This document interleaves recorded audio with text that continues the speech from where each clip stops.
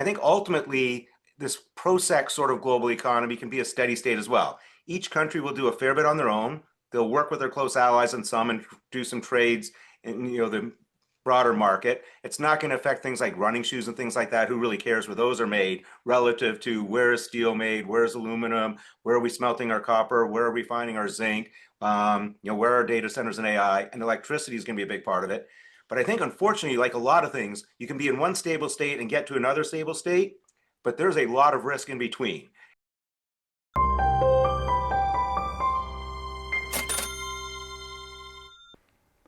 Welcome to Thoughtful Money. I'm its founder and your host, Adam Taggart. With the era of globalization ending and nationalism on the rise around the world, today's guest has been advocating investors strongly consider the ProSec trade. ProSec is short for Production for Security, aka the sectors essential to national security.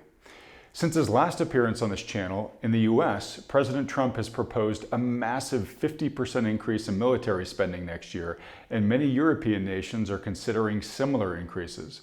Is betting on further prioritization of national security spending looking even more attractive now? How has the ProSec trade been performing so far? To answer all these questions, we're fortunate to welcome to the program Peter Tchir, Head of Macro Strategy at Academy Securities. Peter, thanks so much for joining us today. Thanks a lot for having me. Hey, Peter, it's great to see you again. Definitely gotten some great feedback on your prior appearances here. This whole ProSec trade, super interesting concept and certainly seems to be a good fit for the times. So just last month at Davos, we had the Trump administration travel there to deliver the message, globalization has failed, right? So in the wake of that,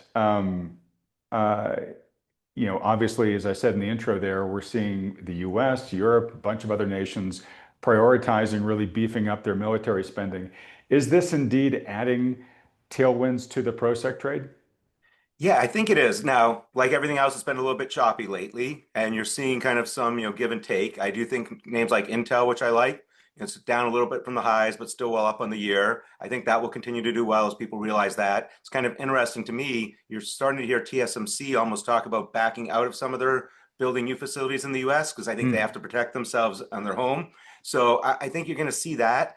I think ultimately biotech's going to be a big part of it. To me, you've even seen solar do well. It's a lot of this is really coming down right now. Electricity production, rare earths critical minerals, it's the smelting, the refiners. And the one thing that's been a little bit tricky with the trade, a lot of these are fairly small cap. So one day they're up 50%, 2 days later they're down 25%. Yeah. So you got to keep going with that. And I do think though there's the opportunities are really global now too. I like BP, I like Shell. I think the rest of the world's kind of getting into this concept of ProSec.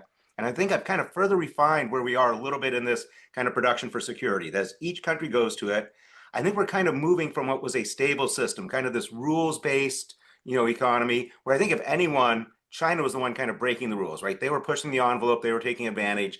And now we've kind of, so we're in a steady state. And I think ultimately this ProSec sort of global economy can be a steady state as well. Each country will do a fair bit on their own.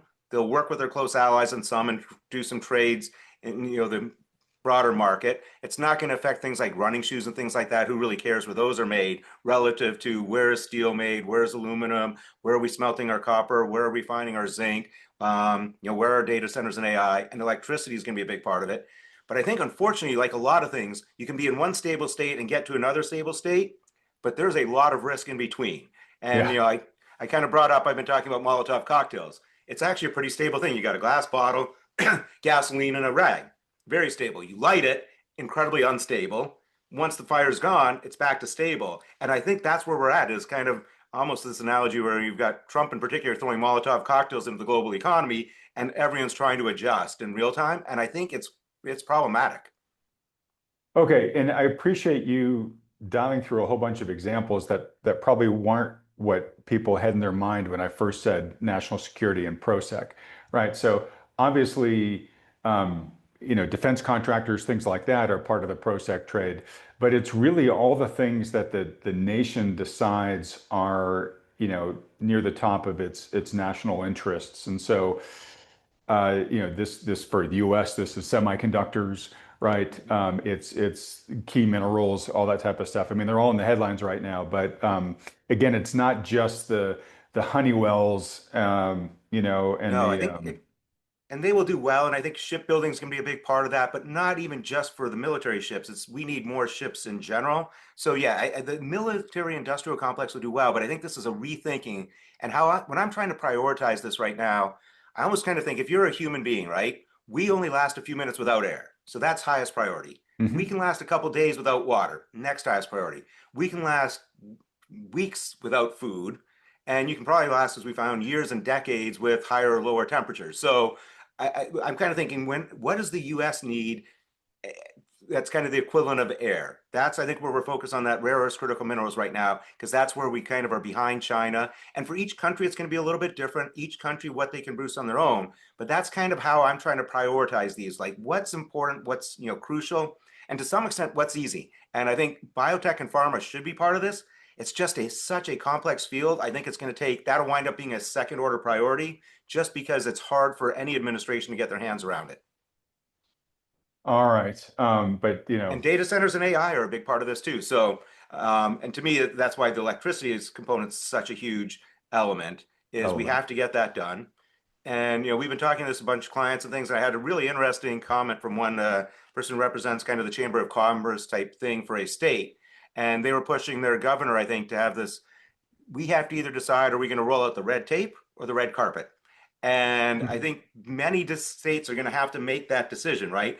Do you want to welcome industry? Do you want to bring it in or not? And it's going to be neat to see how that plays out.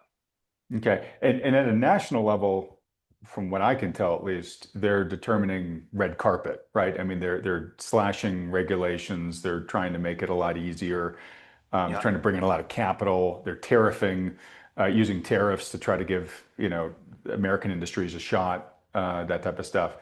So that's at the national level, but you're saying And they've even states started, TBD.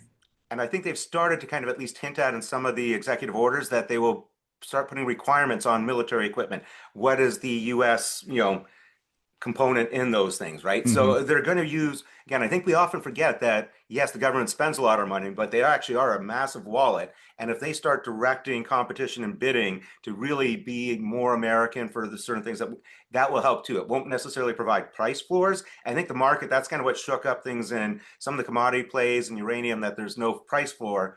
We kind of never thought there'd be a price floor. The administration does not like the concept of price floors. On the other hand, if you direct bids to include a certain amount of American components or product or steel, et cetera, I think that turns out to be the equivalent of a price floor. Okay. And then we actually, didn't we hear the concept of a price floor recently from the administration for critical minerals, where So JD Vance was, I yeah. think on some they will, and this kind of gets back to why this is really a national security. One of the problems has been we kind of lost a lot of this to China. And so, and even in Davos, President Trump actually corrected himself, I think, for the first time ever, where he had talked about the rare earths and critical minerals. And then he corrected himself. No, they're actually not the problem. It's the processed and refined versions of these rare earths and critical Right. minerals that are the problem. So he's onto that. And we ceded a lot of this for two reasons to China. One was, we did not want to see the dirty energy, all the things. We kind of closed our eyes and said, if China's doing it, we're still in a green world. And I think that was insane. The other part, though, and this is a little bit more nefarious on China's part, they would do a very good job if the price of a product had started getting too high. So maybe it was, useful to mine it again or refine it in the U.S. They would dump it on the market, kind of keeping our business, uninterested, right? So they knew the Right. price levels where we'd come on. So I do think that's where they're going to identify where do we need price controls because China effectively does the same. They dump on us, so we need price controls to protect against the dumping. Yeah. Yeah. Okay. All right.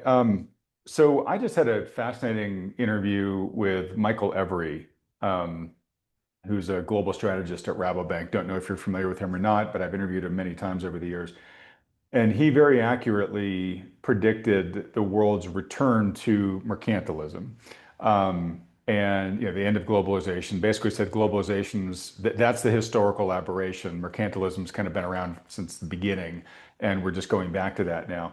And I asked him, um, if we're kind of looking at the modern map as a game of risk, how is each party, each major trading bloc, each major power positioned? And if you had to play the game, if you were given a chance of who you wanted to be, who would you pick, right? So I'm curious, what's your general sense there? Who do you think are better and worse positioned right now of the major players on the board?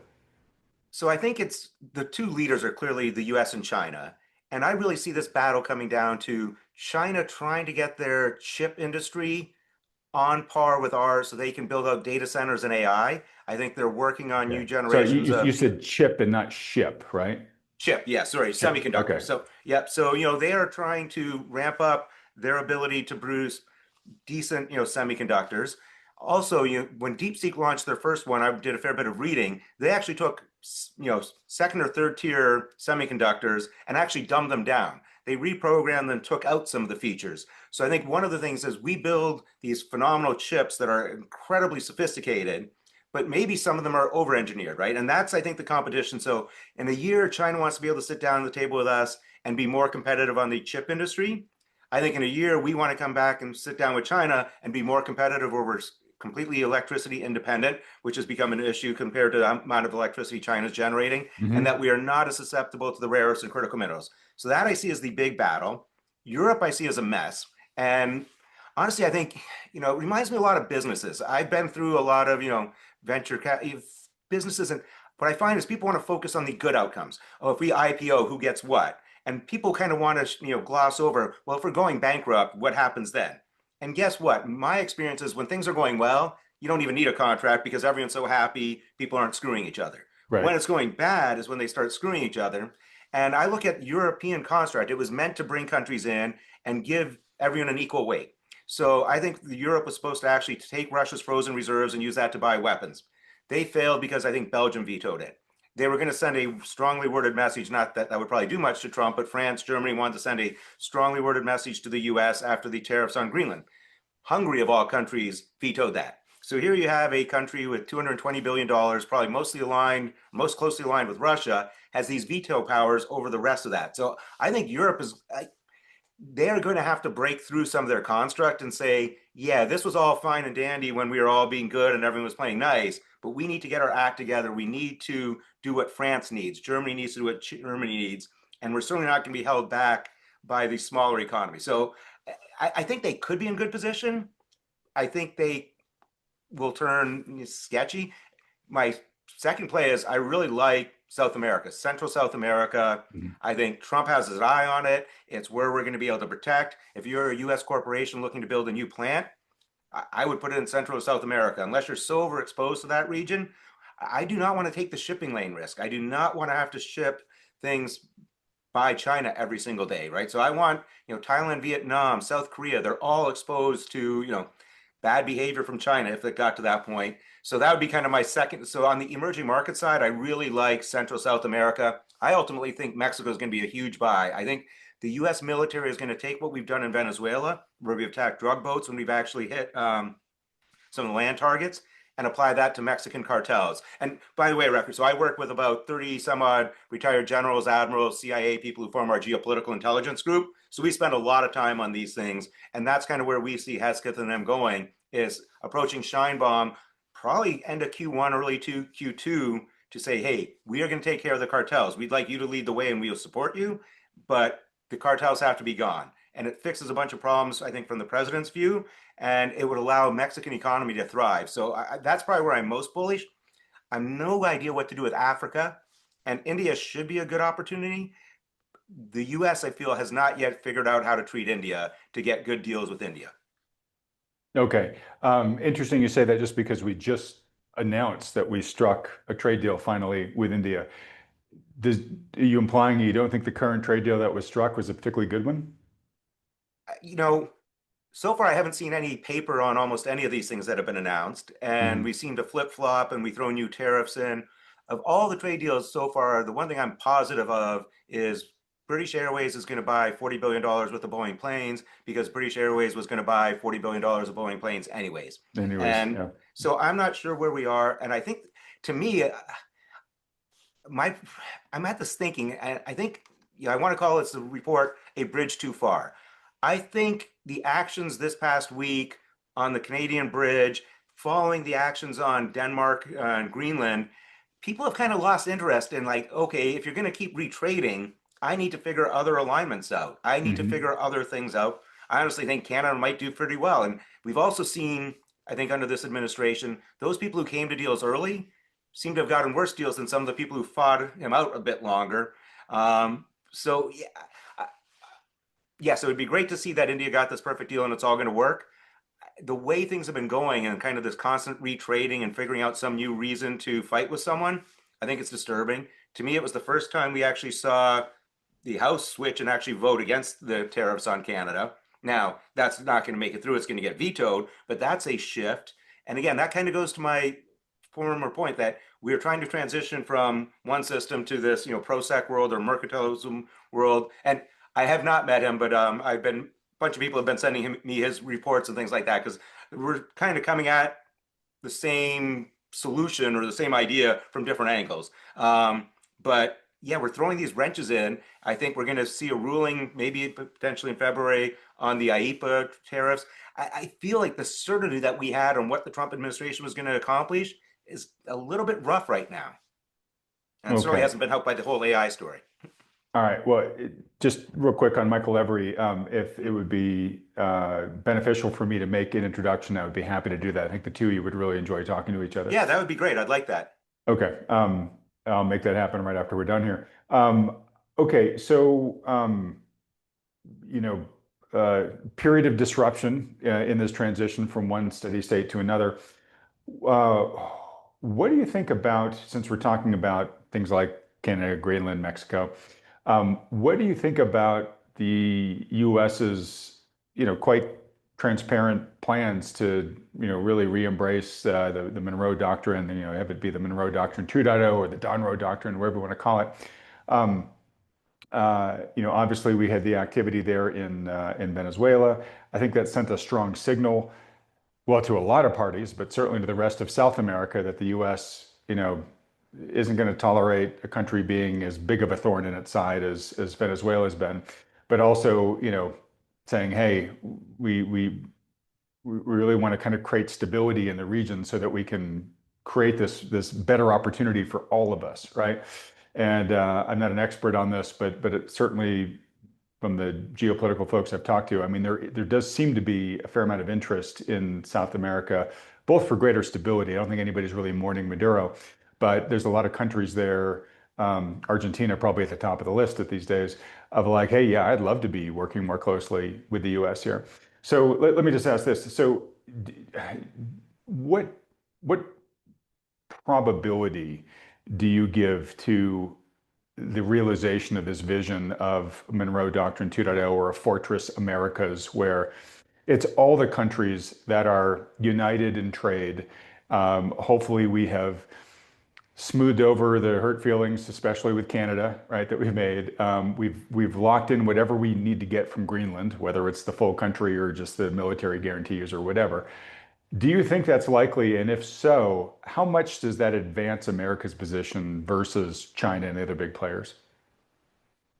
I think it's reasonably likely. The questions I still have are one, can we get rid of the cartels in Mexico? Because I think that would play a huge role, send a big message, and that also eliminates some of the forced migration issues and things like that. So I think, and it would allow U.S. corporations to really invest in Mexico again, assuming we kind of went to this Fortress North America. Because when companies are trying to invest in Mexico right now, it's very expensive. China did a good job during Trump 1.0 and the tariffs of putting in a lot of factories there. But the factories there, you almost have to be at a prison camp slash military base level of security to protect yourselves from the cartels. So I think that would be a key step. I do not understand why Bolsonaro has caused us to tariff Brazil because Brazil should be top of our list of people to work with. They have this huge agriculture industry, right? They've got things that could be done. Unfortunately, it's always been the decade of Brazil, but I think people have been saying that since the 70s. But there is that real opportunity. And I think the Canadian companies are very prepared to do a lot of it. Again, this whole bridge concept, right? Michigan's very dependent. And you're starting to see people kind of push back, I think, on some of Trump's, what he's saying, how he's going about it. And to be honest, as much as he's beating up on Carney for, chasing trade deals with China, I think that's been the smart thing to do, right? It's like, well, if you don't want our oil, We'll sell it there. China's, I think, announced, or Canada's actually announced at least one, the potential for another nuclear facility. So all these things, I think, pull it together. And I think that's how you have to play with Trump, where he comes in. And the one thing that I don't think we probably haven't talked about it, I don't think anyone's really talking enough about, is I think one, I'll go through Venezuela first because I think it's easier than Greenland. I think it's going to become a processing and refining center for rare earths and critical minerals. And so why I say that is no matter what Trump would like, and we'll get there with some of the deregulation, but it's going to be hard to deregulate, you know, quick enough here. Whereas I think Venezuela, the leader there is going to be very pliable or malleable. And I could see us using Venezuela as a base to process and refine some of those rare earths and critical minerals, right? We have a much more degree of control over there. Certainly our lines of shipping are much easier. And it is honestly much more effective to ship refined versions than the raw versions because it takes up far less container space. And I suspect that what he's looking for is some sort of economic zone in Greenland where we can do the same thing, where we can not only just get access to the rare earths and critical minerals, but can process and refine them. And that's one thing any EU control will say no to that at this point, right? The EU hasn't embraced that. So if you could get some economic control, maybe where all the EU laws don't fly, I could see again, I think that's what he's trying to do is create zones where you can do this. And to be honest, as much as we talk about Venezuelan oil, you talk to the people involved, the Canadian oil has been very well set up to go cheaply into the Midwest, into the refineries, and it's been a boon for both sides. And what's really neat, as I've been kind of going through this ProSec and talking about these various industries, I'm seeing two kind of themes come up. One is low per capita red GDP states are very open to kind of doing any sort of business, right? They've got a low per capita GDP. They need it. They're red, so they're very much aligned with Trump. They're so rolling out the red carpet, in your words. They're rolling out the red carpet. And the other area is the Great Lakes region is starting to boom again. And I think two things are going on there. Every sort of industry requires fresh water. So as you start looking at fresh water, that becomes important. Easier and cheaper access to electricity. I think that can be done much easier in the kind of traditional manufacturing areas that have kind of been deserted a little bit or underinvested in, but there's a huge opportunity for that. And I think as much as it's awful to be at 0 degrees temperature, working at 120 degrees temperature hasn't proven to be the nicest thing either. So you're seeing, I think you're seeing a shift. I think that will actually help with housing affordability because you do have some of these centers where, hey, maybe they've been underbuilt. And at one time, whether it's Peoria, Illinois, whether it's, Moline, Illinois, these places that were hubs, you've seen Columbus, Ohio grow phenomenally well over the years. Some of that's been taken away from other parts. So I think you could see a shift. I think that helps with affordability. And the one thing I would love to see come out of all of this is I think this administration has done a horrible job of trading tangibles for intangibles. This administration loves tangibles, right? If they can get their hands on and feel it, it outweighs it. Even if you look at our trades, right? We're so focused on goods and we ignore services where we're crushing the world. And, why we're pissing people off when services are far more important than goods, I don't know, but it's been kind of that. What I could see is if you develop this ProSec and these production for securities, people working in those industries can have a true middle class life again. Because I think middle class wasn't just an economic, that was a big part of being a middle class. But I think there was that degree of certainty that your job's there tomorrow. You are doing something that's important to this company. You had that faith that you were kind of part of something bigger. And I think you can see that maybe develop as people want to go back to these industries. And it becomes clear that we're going to want to keep them for decades as this kind of hedge against China. Okay. Sorry, that all, unpacked that a all, lot there. no, that all sounds good. So it sounds like you're kind of a buyer. You're kind of bullish on the Donro Doctrine here. I think it's what we need to do. I think one thing that does scare me is I think China's better organized in many ways. So if that in the game of risk, it's really us versus China. We seem to, one, I think the administration sometimes loses focus. And then we've got a country that's very divided, which doesn't make it easy to accomplish a lot. And having said all of that, I am still a Canadian citizen. I'm on a green card. And from a risk management standpoint, I'm now starting the process to apply to be an American citizen because you have more protection. So I'm bullish on a lot of these things. But having said that, from a pure personal risk standpoint, I'm changing some of my behavior because there are things going on that concern me in a way, again, it's not that I walk around the street scared every day, but there are risks that have been increased that I have to, as a good risk manager, I should adapt to. All right. I'm just noting down here, Peter, Tchir, call, ice. Okay. I'll make Yes. sure that, yeah. I do have one of the Undersecretary of War on speed dial, so maybe that'll help me if I Maybe get that'll into help a little trouble. But bit. Um, that raises a good point. So, we're getting closer every day to the midterms here. Um, if they don't go the way that the administration would like, and I think right now the odds are that probably won't, right? I mean, just statistically, they generally go against the sitting administration. How much sand does that put in the gears of what the current administration is trying to do from a ProSec standpoint? I'm hoping not too much. So one, just like you had the six Republicans cross over and actually vote against the tariffs on Canada, it might create a little bit more kind of sanity in around what we're doing. But if you go back in time, so one is Trump 1.0 put a bunch of kind of tariffs and things in place to kind of, it was a very like amateurish start to this kind of ProSec thing. And it wasn't very clear, but Hmm. Biden didn't take any of those off. Biden started the CHIPS Act, right? So the CHIPS Act money came from Biden. And that was such a clear awareness that we need to build up a semiconductor business. And a couple of things going through, I think there's a 2.5 billion bill going through to try and get rare earths and critical minerals. It's bipartisan. So I keep coming back that, when you look at the ebbs and flows, there's occasionally like a trigger. When you've said something to someone and you really can't unsay it, you're never going back to the way it was before you said that. So I think these trade negotiations with China just made it so clear that being behind on rare earths and critical minerals was awful. And then I think I'll come back to the electricity. All of a sudden, the data center and AIs to be competitive, you had people like Bill Gates, who I think always kind of wanted us to eat bugs and things like that, to being like nuclear is A-OK. So you've seen this kind of shift and push. And the other thing that's come up through this, again, I've been learning a lot as I go through this and talk to people like you and talk to other people, is what I had underestimated is as we deindustrialize, that's one reason electricity prices weren't going up. So our population was growing, but at the same time, every bit of industry takes a fair degree of electricity and energy. And so Right. just even reindustrializing, ignoring the data center and AI, we're going to have a bigger draw on power and things like that. So I think it's so real. I believe 6 states have now put some sort of limits on new data center construction. So I think we've broken kind of that mold and we kind of come out of this slumber and we now realize this has to be done. Exactly how it's going to be done, I think might shift a little bit.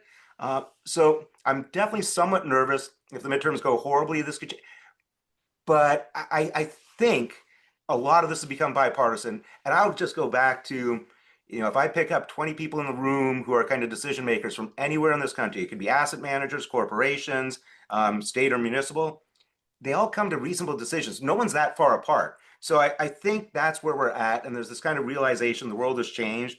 I think it would, a loss there might encourage what you mentioned, Fortress North America, right? These things that, okay, we better play nicer. Bolsonaro, why are we tariffing Brazil for that? So I could see a shift that actually allows us to work better. I'm probably being a little Okay. bit optimistic given, the state of politics, but I don't think this ends.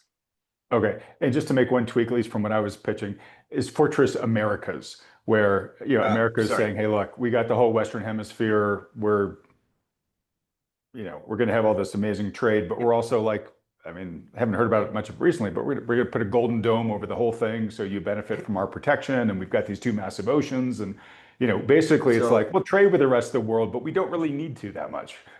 So one of the craziest things, I don't know if you're aware of it, but China has a naval base, I believe, in Argentina and Terra del Fuego. So when we have an aircraft carrier that needs to traverse, it's too big to go through the Panama Canal, so it has to go around, um, you know, Terra del Fuego, the bottom of Argentina. Yep. China has a naval base there.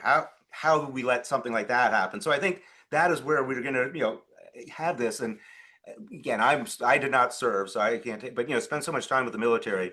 What we always face is what they call the tyranny of distance, right? It is just hard to, you know, move things long distances. The generals will all talk about, it's like logistics that win wars, right? It's Right. not They're people all and about equipment. supply chains. Yeah. And you just look at Guam, it's still very far from Taiwan, and Guam's a long way from Hawaii and San Diego. So we have a lot of difficulty, protecting that realistically, especially as China's Navy improves.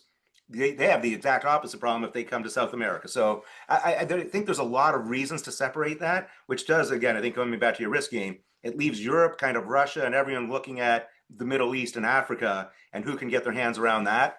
I think China's done a better job than we have. I do like that we're being transactional there. I think we did a lot of finger pointing, and yeah, I've got to make sure. I keep wording the word transactional. It's not necessarily a bad thing. It's better than Hmm. doing nothing. So I think we have a lot of opportunities. I think China has done a lot of bad relationships. People have been pissed off by kind of some of their debt diplomacy and what they've done. So there are opportunities. Russia actually still has a lot of presence in Africa, which shocks me a little bit given all the problems Russia has in Europe. So that to me, that's that whole middle of that board. It's still very messy. I'm Okay. optimistic Europe kind of gets their act together, but yeah, All right. You're, just so you know, you're in a minority. A lot of the folks I interview who have sort of international perspective, they have a lot of worries about Europe's long-term health. Um, I want to ask you about Russia in a second, but let me just see if you can answer this question for me that I just don't know enough about. So on rare earths, I mean, I think we all know by now they're not that rare. yeah, Um, the so it's not necessarily mining the rare earths that's the issue. It's the refining, right? And that seems to be what the world basically just abdicated to China and let China develop the refining capacity for pretty much almost all rare earths for pretty much the whole world, right? Big yeah. mistake. Um, I think back to World War II, and it always just boggles my mind when I realize that America's involvement in World War II was less than 4 years. But you think of all that got accomplished during that. I mean, the tremendous amount of just things we were able to do, but what we were able to build and what we were able to invent and all throughout that. So it really shows when a country is laser focused on its priorities, what it can get done. And of course, that was, what, 80 years ago at this point, right? Um, so I bet if we needed more copper refining capacity in this country, if we just decided, all right, let's get it done, we could get it done pretty quickly. And I know that we know how to refine copper, right? Is refining rare earths comparable, or is there like, do we have to learn a whole bunch of things that China figured out? So it's just not that easy for us to invent and scale quickly. I'm torn on that one. I think some of it's actually pretty basic. We just have to have the willingness to, find use the electricity, deal with some of the byproducts, which are in some cases nasty. So, there are some things. Part of it, like lithium, for example, I believe I saw a deal struck fairly recently, but China kept the price of lithium very low, so we didn't have much of it, or so we didn't have much incentive. There's actually a lot of lithium that is leached into the water where we fracked. So, when we frack, you leave a lot of water there. Lithium's actually leaked that into that. And that is supposedly the easiest way to extract lithium. You pump this out, you evaporate it, then you still have to turn it into lithium dioxide. But I think a lot of this can be done. The other thing, when we're talking to some private equities companies, private equity firms, they're starting to look to what patents are around. We've had, I think, patents. People have been working on some of these. It was just not economic and wasn't the direction this country was headed.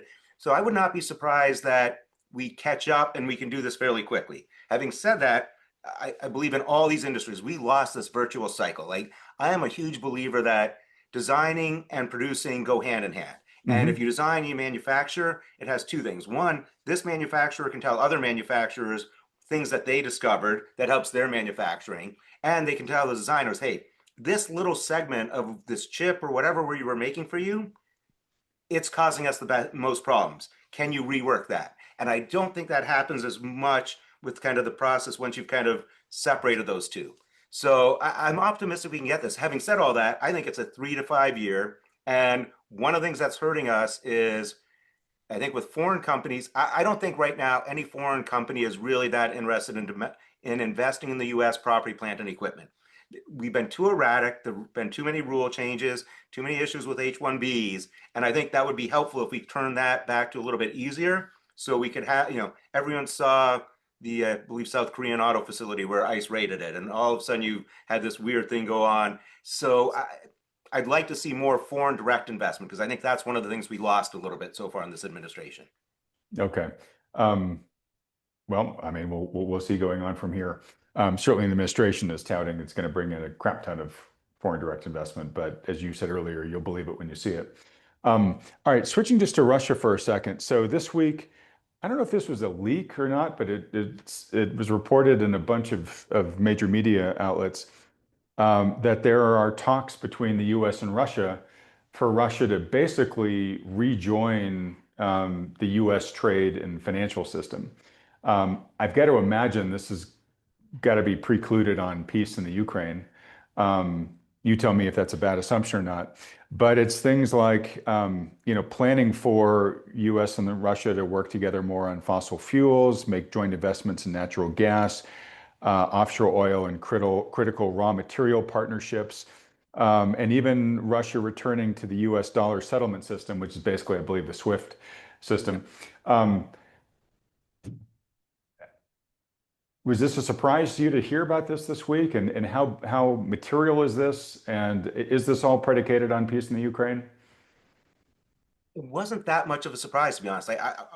My base case is that we get some sort of a deal this year, probably between Russia and Ukraine, but that Trump is solely focused on getting access to both Russia's assets and Ukraine's assets, and that we will have a huge head start ahead of Europe. So I don't think Europe has any part of this negotiation. And it would not surprise me that he will push forward with this and kind of force Ukraine's hand, because as we get closer to doing that, Ukraine then becomes solely dependent on Europe. So I think he is using that as yet another pressure point to force Ukraine into some sort of deal. I think Ukraine will probably wind up having to give up a bunch of the land that they've lost already. I think there'll be some lines in the sand about what to do with the, contested areas that are not, Russia wants the entire, oblast. I don't think Ukraine necessarily wants to give that, but yeah, I think this is yet another pressure point where Trump just wants to move on. Trump wants to do all these things. What I'm curious about, and we've had some internal debates on this, is how does China react to that, given that without China's support, Russia would not have made it through this war?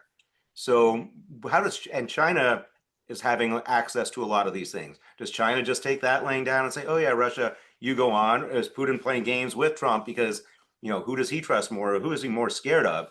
And we've been talking, and this is more hypothetical. But China, we strongly believe, right? And I'll take a step back because it's a slightly longer story, but I think it's pertinent to your question, is China has, Xi has said he wants his military ready to take Taiwan in 2027.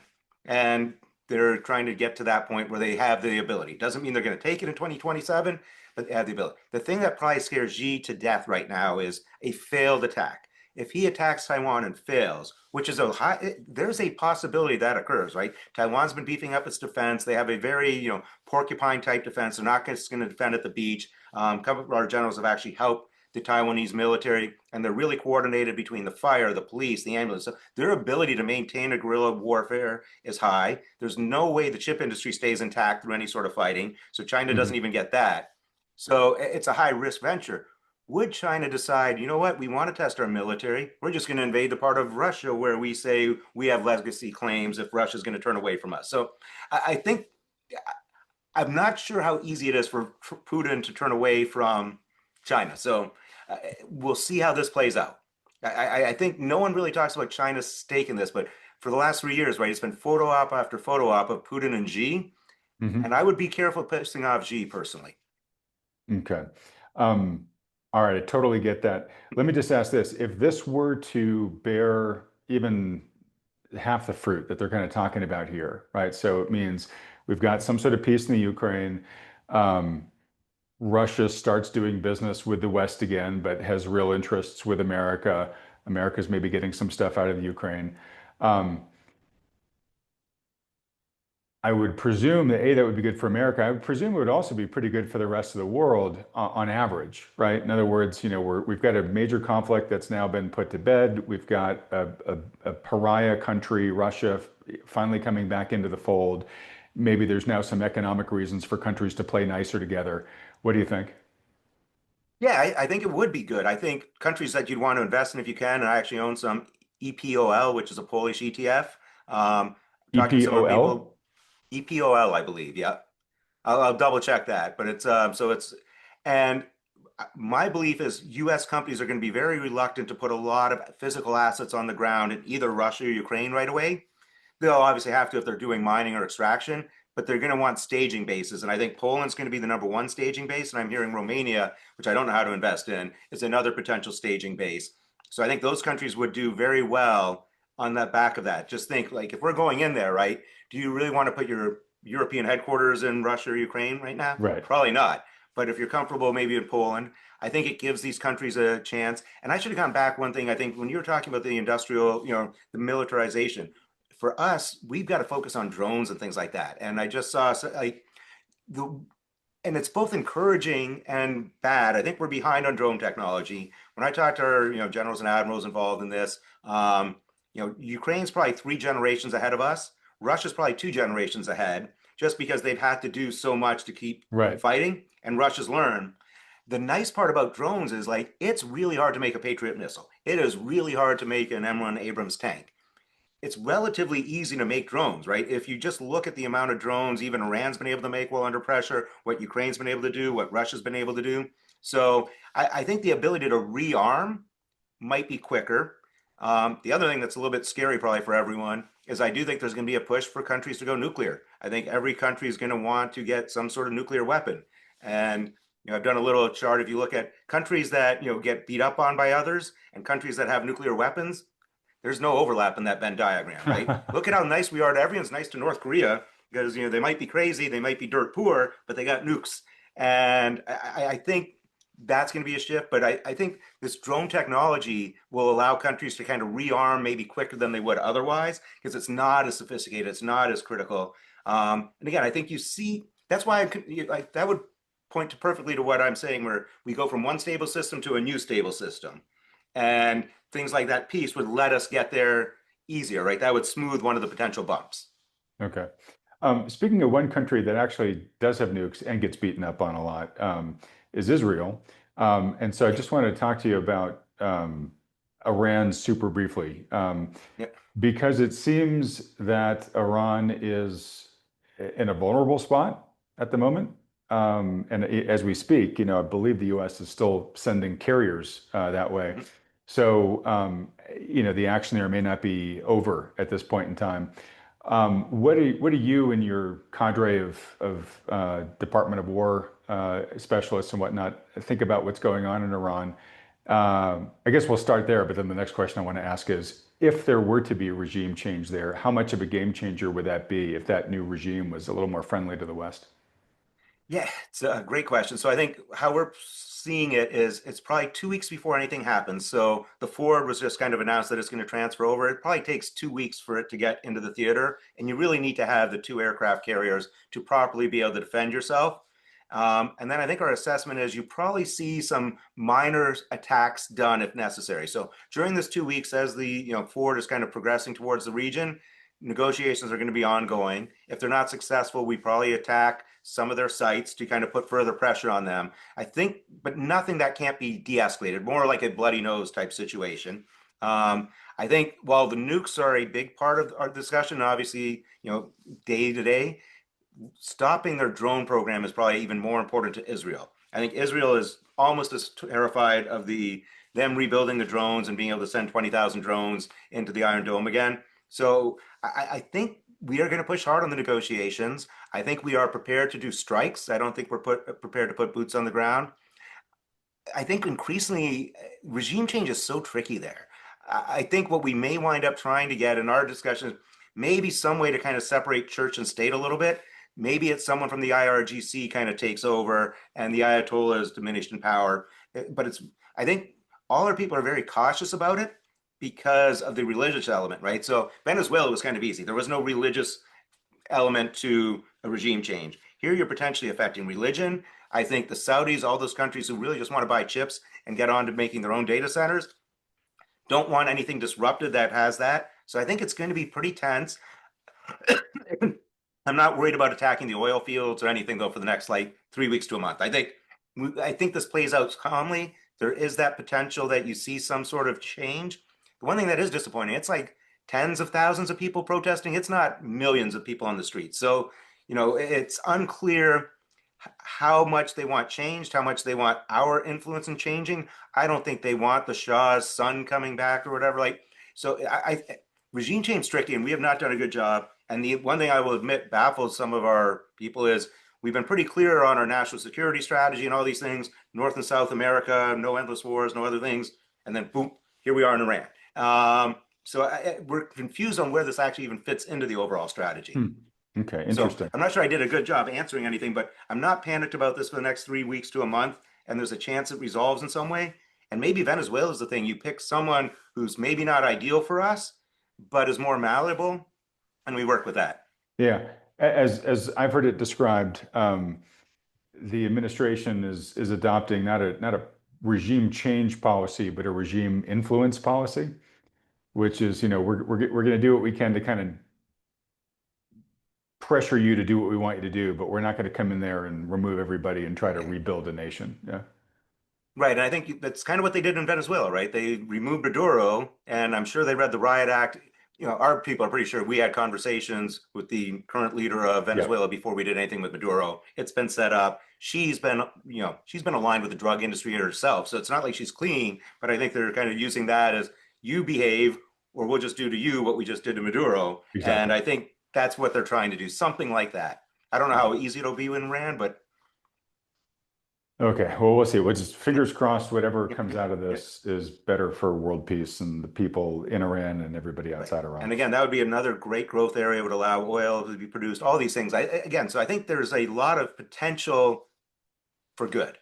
Okay, so starting to wrap up here now because of Yep. time. So now we get to the investing part of this. So you've described for us kind of the strategy behind ProSec. We've talked about all the different parts of the world and what's going on there. How does this all translate into a market outlook for you, for this year? And right now, I mean, obviously you're still pretty bullish on ProSec stuff, but from an investing standpoint, how are you looking at the next couple of quarters? What do you like? What do you not So, like? so I think the things I don't like are kind of high margin, low people intensity businesses. I think that's kind of some of the disruption we've seen is that these software companies and things like that, they have these high margins and they're not going to lose all their businesses. They're not going to allow some upstart to really take away their business, but the way they're going to have to do that is probably have some margin compression. So I think some of these like high margin, low people, low asset, physical asset type businesses will see margin compression. And at the same time, I think you actually get margin expansion from some of the more traditional companies who can use some of the AI to actually see some of these benefits. I was on Bloomberg TV just Friday morning, and we talked about Walmart, and I probably didn't have a very good answer of why Walmart was trading at 52 times forward earnings. And I think part of it is they are the sort of company that can benefit from AI. So I think you're finally seeing that shift. So I think some of the low margin people intensive, asset intensive businesses will actually do well, see margin expansion while you see that margin decline. I don't think it's a huge deal, but I don't know whether you saw it, but I think France is going to not allow government employee or governance entities to use Excel or some Microsoft projects. And it goes back to, I think they're going to still have to use Microsoft projects or products, but that's that whole thing, right? We've opened up a bit of a can of worms, and I Hmm. still don't understand why we didn't think more about services in our trade agreements, and so much just on goods. So yeah, I kind of the ProSec fits in. I like that, and I think you still want to own a lot of Europe. I think South and Central America you want to own. Those are the areas. I'm not sure a good way to play Africa. I do own this like a small ETF there, AFK. It's a bit weird. It's very illiquid. It kind of bounces all over the place. So it's kind of more like a small like play allocation, I would say, than anything committed. On my fixed income side of my portfolio, I still continue to be very long closed-end muni funds, though a lot don't trade at much of a discount. So I've been trading out of some of them where you've seen the discount to NAV close out and shifting those into other ones. Some are up 3-5% already in like a month and a half. I still think you get really good returns on that. I have added, Can oh you God. explain why? So, you know, uh, one, I think the muni market's still relatively cheap to corporates. The 25 to 30% leverage doesn't bother me very much. So you get that additional advantage. I do think we're going to get 3 rate cuts by September. I think Powell may well actually do a cut.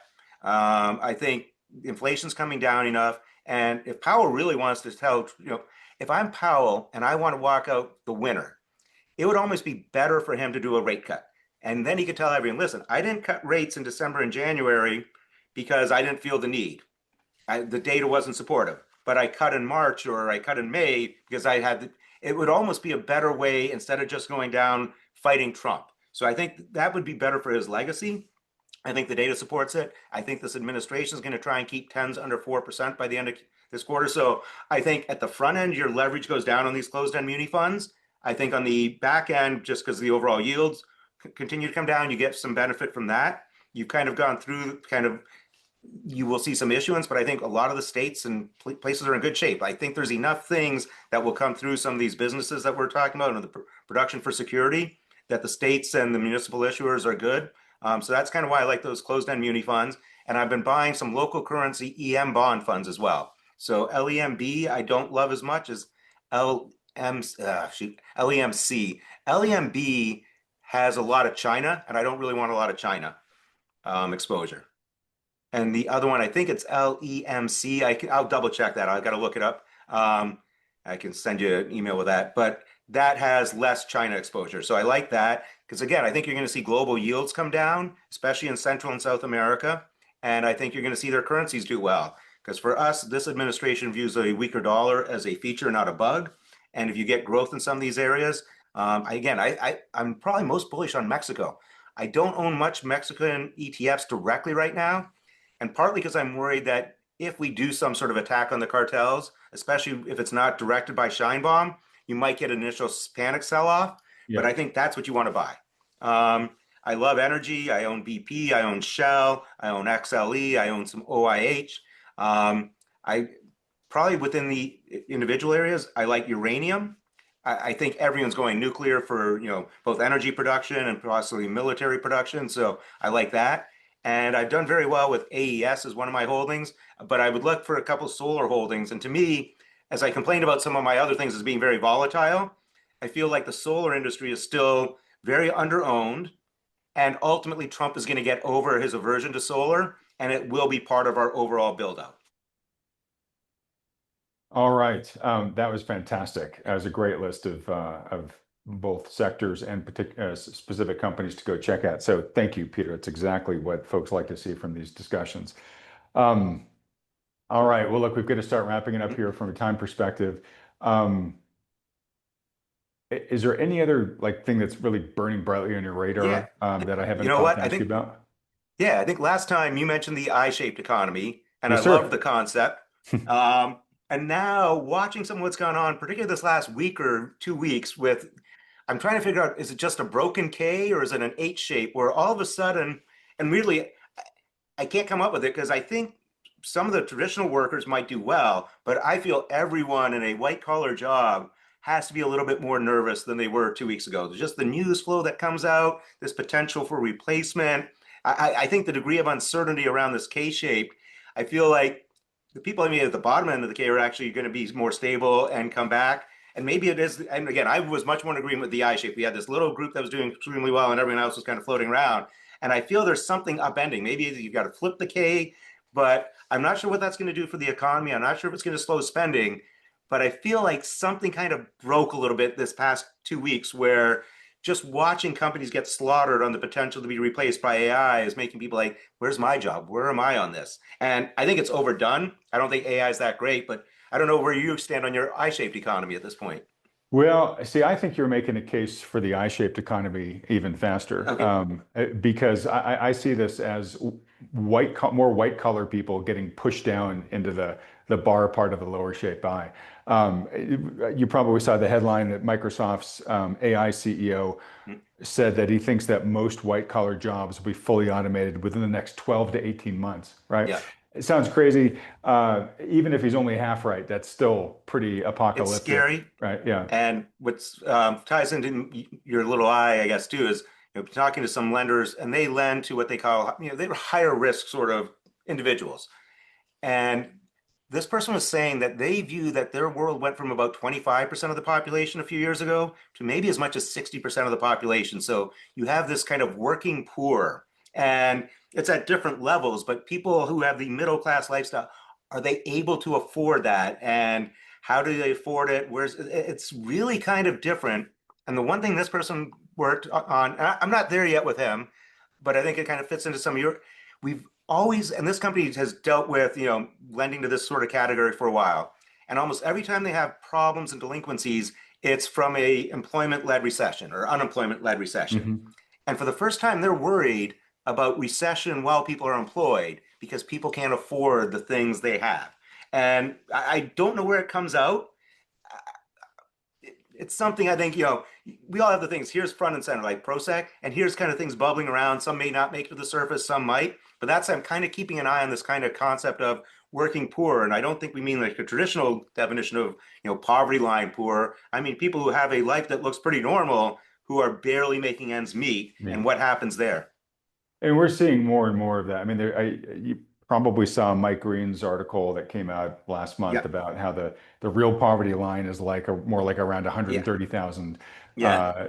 uh, K, which is crazy, or $130,000. Well, I Um, think in his article, I talked to him about too, like it's insane that the poverty line is just three times the cost of food or whatever. Like that may right. have made some sense as an approximation at one time. And it's like so many things. Like even today, I think the CPI was better, and it still says housing's costing. Like owner's equivalent rent made sense maybe 75 years ago because supposedly at one time people actually rented single family homes. No one rents single family, not no one, but the vast majority of renters are renting apartments, right? It's condos. Like it's why we're still using this archaic data and that's telling us something that Zillow's telling us is different is beyond belief to me. But so yeah, that's right. I didn't mean to ramble there, but yeah, we make up some of these things, and if you actually start digging into the data, we're looking, it's nonsensical almost. Right. Well, to your point, though, I mean, there's a lot of evidence, both data-driven and anecdotal, that it's just getting harder and harder to get by. Even, people who are making two plus hundred Yeah, thousand dollars, which, maybe 10 years ago, people would say, oh, well, you're on easy street with a yeah, salary like that, where they're like, God, it's super hard to make it by. And I feel like I've been living in that future because I've up until recently lived in the Bay Area, where if you made yeah. $250,000, it was still pretty hard to put money away after you paid for everything, like your housing costs and your education costs for your kids and daycare and all that stuff.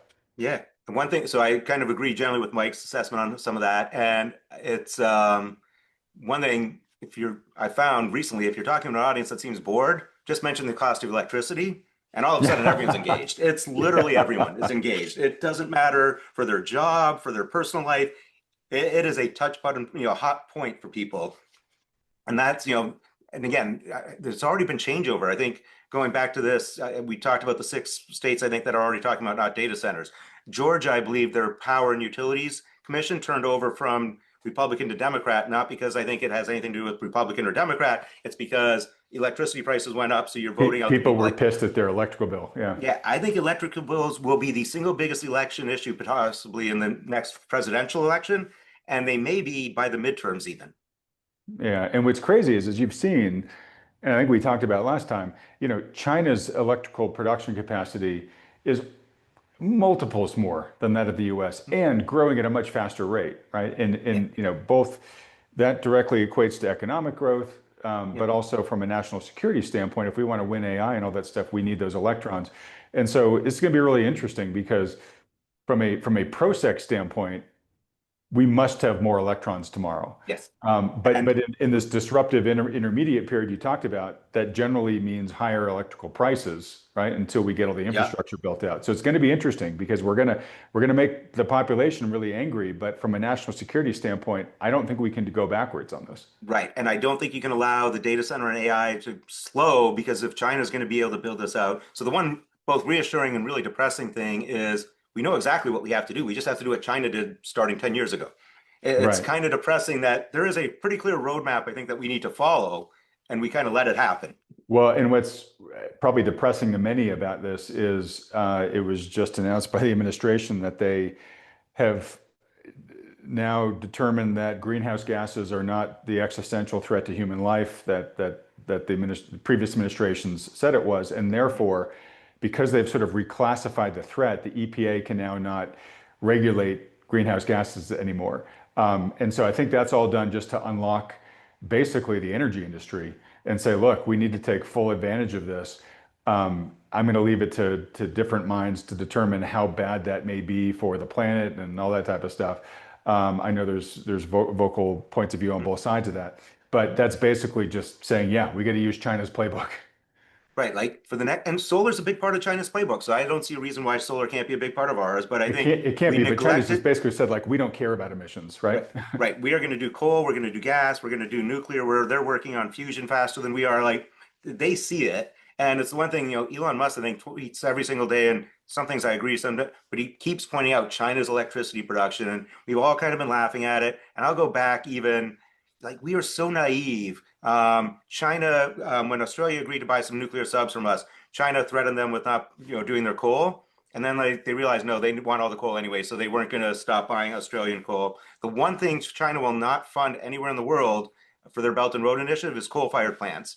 And they're because they don't want anyone else, polluting the world. It's like, no, that's crap. They want to make sure that they're getting as much coal as possible Right. and using their coal. Like maybe I'm too cynical on that, but yes, I think we got carried away and we were sitting there tinkering on the second floor of a building when our foundations was crumbling, and now we're getting back to rebuilding that foundation. And ultimately, we're going to have a more sustainable economy. And I think every country's headed that direction Yeah. for all the Yeah. reasons we've talked about.